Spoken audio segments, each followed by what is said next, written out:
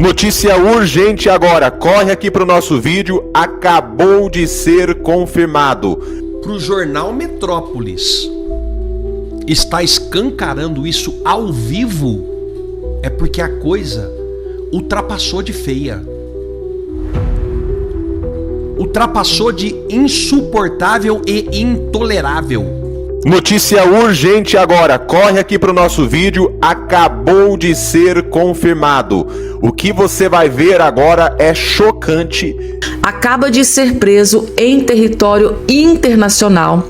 Prisão acaba de acontecer em território internacional. Então preste muita atenção, já vou colocar agora aqui para você. Você que chegou aqui no nosso vídeo, já deixa o seu like, deixa o seu joinha aqui. Então, preste atenção no que eu vou mostrar agora, vamos para cima. Meu Deus, ninguém esconde mais nada. Escuta isso daqui, Brasil, em alto e bom som, por favor. Não consigo explicar para minha enteada, que é advogada na França, que um juiz no Brasil possa ser o sujeito que abre o processo, que é acusador, vítima, investigador e julgador. Não entra na cabeça. Eu preciso, entendeu? Precisa repetir e continuar. Eles não continuam não entendendo que isso possa acontecer. E aqui a coisa aparentemente está normalizada, porque a gente já fala como se isso fosse a coisa mais normal do mundo. E se você aponta isso, você vira bolsonarista. Que é o que está acontecendo com o Fux, né? Que você até escreveu também essa semana, que ousou discordar ali e acabou sendo... Não, é isso que você está falando. Eu não entendo. Quer dizer, olha, o Fux, o voto dele foi um voto claramente bem técnico. Ele não é um voto, ele pôs a equipe dele para trabalhar, certo? E a equipe dele apontou todos os... É engraçado que quem critica o Fux não critica a argumentação do Fux, porque a argumentação do Fux apontou assim, as falhas todas na instrução do processo. E são muitas, todo mundo sabe. Tanto é que os votos dos demais ministros foram votos muito rápidos, muito rasos, porque eles já estavam desde sempre, eles já estavam com o seu veredito, a sua decisão já tomada. Então, assim, isso que o Fux está sofrendo no STF, esse bullying, é um bullying, né? O bullying que ele está sofrendo. Só que trocou de turma, né, Mário? Chegou a pedir para trocar de turma, porque ali onde ele estava já não tinha mais condições de permanecer, ele foi... tinha que estar ali no mesmo grupinho, né? Para o jornal Metrópolis está escancarando isso ao vivo, é porque a coisa ultrapassou de feia. Ultrapassou de insuportável e intolerável. Inadmissível. E por que eu estou trazendo essa indignação para você nesta terça-feira? Eu não vejo a grande maioria de deputados e senadores preocupados com isso. Sabe o que deputado e senador está preocupado no Brasil? Eleição de 2026. Sem Bolsonaro. E uma grande parte da direita. Eu já falei que esse canal tem o compromisso e a responsabilidade, e eu vou trazer nome, foto e endereço. Eu não vou me omitir diante do meu canal e mostrar quem são os traidores. Pois não adianta vir pedir desculpa. Ai, desculpa aí, Alberto. Põe lá no teu canal que eu pedi desculpa. Não adianta. Ontem eu vi, por exemplo, aquele Otônio de Paula. Eu quero esperar a eleição do ano que vem. Otônio de Paula, Leila do Vôlei, Soraya Tronic, tem um monte aí. Eu quero esperar. Deixa eu te mostrar outras matérias aqui, que são destaque nesse dia de hoje, para que você já possa ir compartilhando, né? Nós vamos falar muito sobre todas as coisas que estão acontecendo. Espera aí. Tá aqui, ó.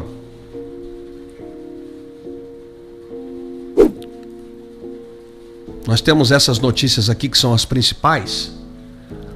Trump e Lula, 2 ministros de esperança e o fator Milei. 2 minutos de esperança. Não vai sair nada. O português de Lula é uma droga. Lula enfrenta Gilmar e Moraes para fazer o próximo ministro do STF. Tem que colocar o próximo lá, né? Deixe Luiz Fux em paz. Ele só divergiu. Desde quando isso é crime? É isso aqui, ó. Tá tudo revelado aqui, ó. O que eles estão fazendo com Luiz Fux. O decano do tribunal, Gilmar Mendes, que nem faz parte da primeira turma, espinafrou Luiz Fux dizendo que era para ele uma figura lamentável. Nem da primeira turma esse cara faz parte, foi lá criticar. Agora tá na segunda. Agora vocês vão ver o bicho pegar na segunda turma. Porque agora são 3 contra 2. E assim, meus amigos, a situação vai indo e vai criando. E a gente aqui na esperança que tudo vai melhorar. E eu tenho certeza que vai. Também, né? Não tem como fugir do Supremo. Mas vamos lá. É um recurso, obviamente, é uma questão regimental, tem-se esse direito. Agora, as defesas foram claríssimas, foram eloquentes em apontar todos os absurdos e irregularidades do processo. Vou citar apenas alguns aqui. Primeiramente, o foro inadequado. O presidente Bolsonaro é um ex-presidente. Não deveria estar sendo julgado lá. A tese do golpe, da formação de quadrilha armada, nada daquilo se sustentava. Aliás, o voto do ministro Fux vai lá e derruba todos os argumentos do ministro relator Alexandre de Moraes, com evidências, coisa que o Alexandre de Moraes não conseguiu trazer, tampouco a Procuradoria-Geral da República, que fez ali, convenhamos, uma peça de ficção. Mas vamos lá. Tem também a questão da mudança, coisa que o Fux também tem denunciado com muita frequência, a mudança do entendimento que foi posterior à denúncia. Ou seja, pera um pouquinho, eu tenho uma coisa aqui, agora eu vou levar para a primeira turma. Ou seja, é o foro inadequado e, além de tudo, numa turma apenas. Um caso de um ex-presidente da República. Pensa bem, ou seja, tem uma série de coisas que foram todas denunciadas ali, durante o processo, em que o advogado tem voz, em que ele consegue se expressar, demonstrar. A gente viu nos votos, por exemplo, da Carmen Lúcia, no voto do ministro Dino e também do ex-advogado do Lula, hoje também ministro do Supremo, era o presidente da primeira turma, em que vão seguindo o relator. O voto do ministro Dino foi curtíssimo, aliás, o próprio Gilmar Mendes reclamou. Se naquele momento eles não conseguiram convencer os ministros, isso aqui é apenas uma formalidade jurídica que tem muitíssimo pouca chance, a menos que alguma coisa aconteça dentro do Supremo. E aí nós estamos falando de qualquer outra coisa, né?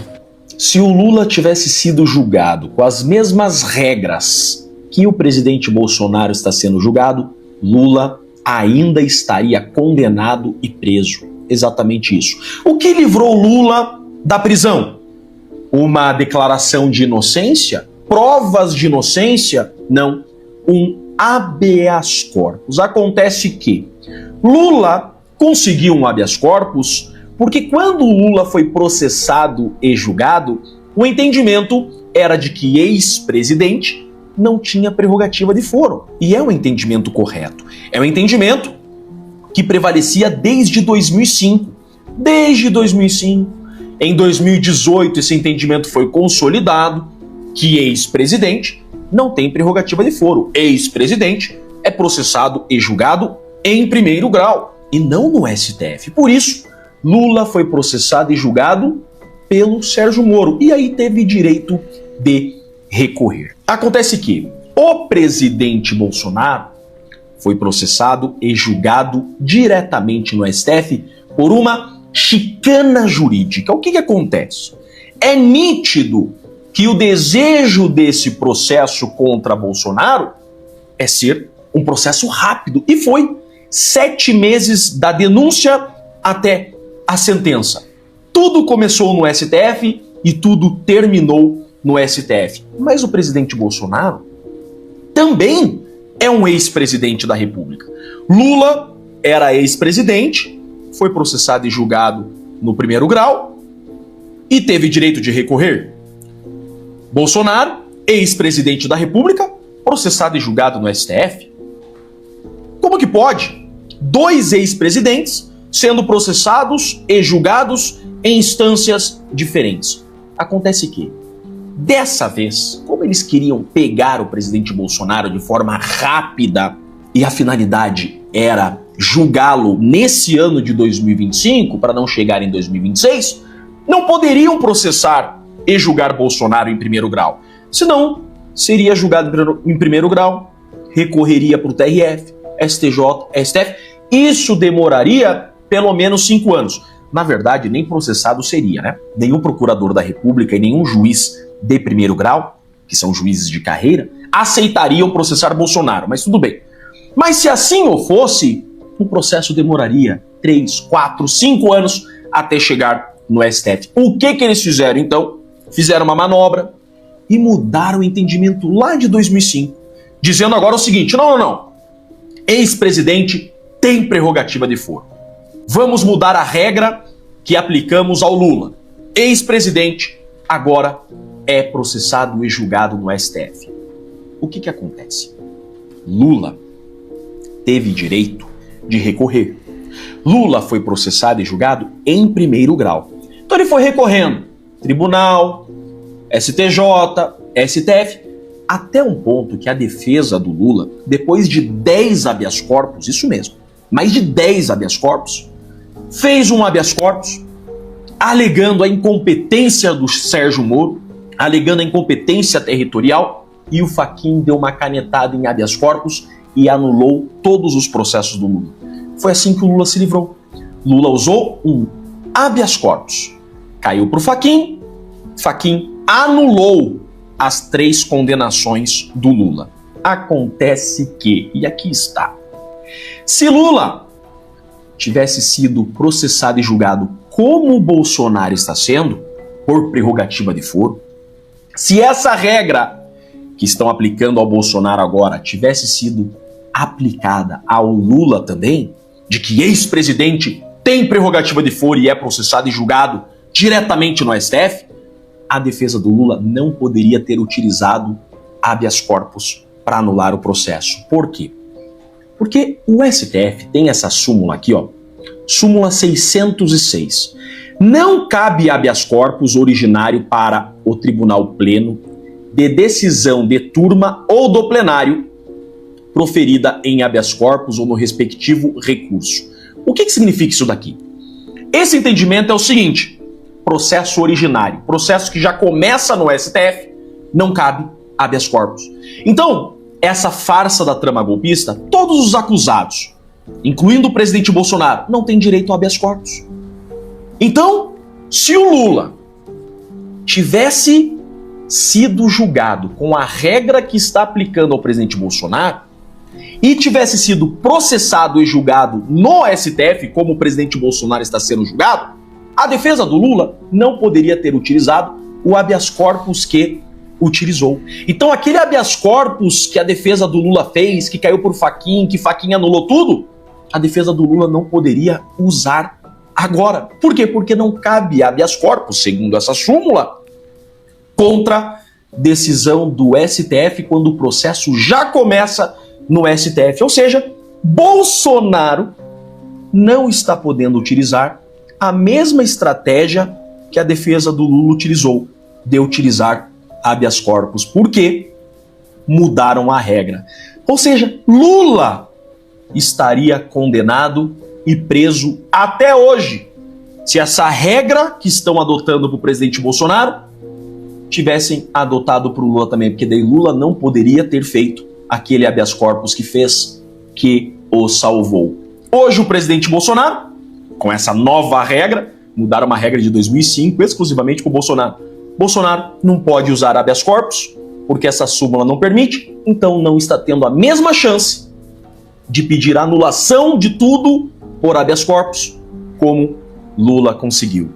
Estão vendo só, gente? Isso é suco de Brasil. Eu sou Jeffrey Chiquini, sou advogado e professor de Direito Penal e deixo aqui um grande e forte abraço a todos. Acabou de explodir aqui uma notícia bombástica que chocou o mundo inteiro, gente, tá?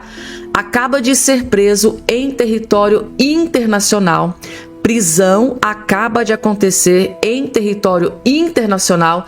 Gente, o presidente dos Estados Unidos, Donald Trump, está disposto a ir até as últimas consequências para tirar o ditador da Venezuela, Nicolás Maduro, do poder. Inclusive, essa foi uma das promessas de campanha e o Trump vem cumprindo, uma por uma, suas promessas que ele fez durante a sua campanha. E ele disse que vai tirar o Maduro do poder. Aí, olha só o que foi divulgado aqui recentemente. Venezuela anuncia prisões vinculadas a plano da CIA para atacar navio em Trinidad e Tobago. A informação que chega é essa aqui, ó. A Venezuela anunciou ter desmantelado uma suposta célula criminosa vinculada à Agência Central de Inteligência dos Estados Unidos, a CIA, denunciando uma suposta operação que incluiria o ataque ao navio USS Gravely da Marinha Americana, atracado em Trinidad e Tobago. com o objetivo de incriminar o governo de Nicolás Maduro. Segundo o ministro do interior venezuelano, o Diosdado Cabello, um dos capangas do Maduro, pelo menos 4 pessoas foram presas na ação. Caracas anunciou no dia anterior a prisão do que chamou de um grupo de mercenários e classificou a presença militar americana na ilha caribenha de provocação. Em nosso território está sendo desmantelada uma célula criminosa financiada pela CIA, vinculada a esta operação encoberta, disse o chanceler venezuelano Ivan Gil, acrescentando ter comunicado o governo de Porto de Espanha sobre a suposta operação de bandeira falsa. Informei com claridade ao governo de Trinidad e Tobago sobre a operação de bandeira falsa dirigida pela CIA. Atacar o navio militar estadunidense parado na ilha e culpar a Venezuela para justificar uma agressão contra o país. Então, segundo a Venezuela, estava tendo um plano, um conluio ali para, articulando para, olha, eles fizeram isso, vamos fazer aquilo. Então, segundo eles, se anteciparam. Assim, gente, não teve imagens, até agora não teve, imagens da prisão. Será que aconteceu mesmo? Tem muita gente que está colocando em xeque. Então, a tensão entre a Venezuela e os Estados Unidos atingiu um nível elevado no último mês, com o presidente dos Estados Unidos, Donald Trump, confirmando ter aprovado operações secretas da CIA no país sul-americano. Ou seja, realmente Donald Trump autorizou a ação da CIA em território venezuelano. Gente, o Trump está disposto, custe que bater, e as últimas consequências. Ele quer tirar o ditador Maduro do poder. E a segunda informação aqui do Jornal o Globo, Venezuela está revidando com prisões. Ou seja, gente, o Trump deve estar muito preocupado, deve estar muito desesperado. Ai, gente, é o ditador da Venezuela, Nicolás Maduro, gente. Tá? Às vezes saem algumas informações que a gente pensa que isso pode ser piada. O Maduro tentando intimidar o Donald Trump com 4 prisões. Lógico, se for comprovado realmente, cada cidadão americano preso tem a sua importância para o governo americano. Claro que tem. Mas assim, chega a dar vergonha. É vergonha alheia, gente, tá? O ditador da Venezuela tá passando vergonha com essa coisa de eu vou enfrentar, o meu exército vai enfrentar o ditador o Donald Trump. Meu exército vai enfrentar o exército de Donald Trump. Gente, tem como. Se o Donald Trump, gente, se fizer assim, ele acaba com o ditador Nicolás Maduro em questão de horas. E a coisa tá acirrando, tá subindo o nível, tá subindo o degrau. Eu acho que, inclusive, teve agora recentemente um membro do governo americano que disse que, segundo os planos, que foram arquitetados, a previsão é de que ele seja derrubado do poder em 30 dias. Não só derrubado do poder, mas capturado e preso. O governo americano quer o ditador da Venezuela capturado e preso. Tá aí, gente. Coloca aqui embaixo a opinião de vocês. Nesse boletim eu vou ficando por aqui, gente, tá? Não esqueçam de se inscrever no canal. Até o nosso próximo encontro.